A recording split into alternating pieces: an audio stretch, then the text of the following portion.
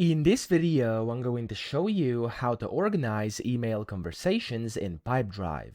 So to do this, there's actually a bunch of different ways, and the first thing you have to do, of course, is to sync your inbox to use the sales inbox. So if you don't know how to do this, I have a separate video teaching you. Basically, you simply have to go to the top right here, click on your icon, go to company settings, and then set up email sync over here. Now for a more in-depth tutorial, I do have a separate video, so again, you can go watch that one first. Whenever you do this, you can then open your sales inbox over here on the left, and this is now your inbox, which you can then organize, okay? So to organize email conversations, you can use a bunch of different tools.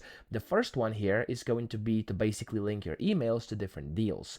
So for example, you could go and just like check mark these like that, the ones that are relevant, and you can go to this link button up top and link them to a specific deal. So for example, if I type it like this, you could link it to like this one over here, and there we go, we've linked it. Or you could just go and essentially click on link item over here, and again, the same thing is going to be possible, okay? So you can of course link these to deals, leads, projects, etc. That's the first way to do it, and kind of makes it quite convenient to see what things are connected, and it makes things kind of organized, and yeah, that's essentially it. So that's the first way to do it. Then the second thing you can do is use labels, okay? So if you use labels and then filters as well, you can do that quite easily. So if I go to labels, you can create new ones. I'm going to create a sample label over here, which is going to be red, and I'm going to click on save. Now over here, whenever you do this, you can basically use this label and click on it and then filter by it, okay? So I'm just going to unfilter like this, and yeah, you could just go ahead and, for example, click on those you want to add labels to,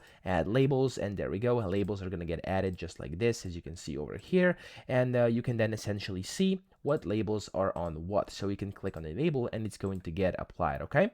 Now that's again one way to do it quite conveniently. So we can also mark multiple ones like that and then add labels on there, which is quite nice. And as you can see, it's going to say label added, and yeah, you're good to go. So that's essentially how you add labels, just like that.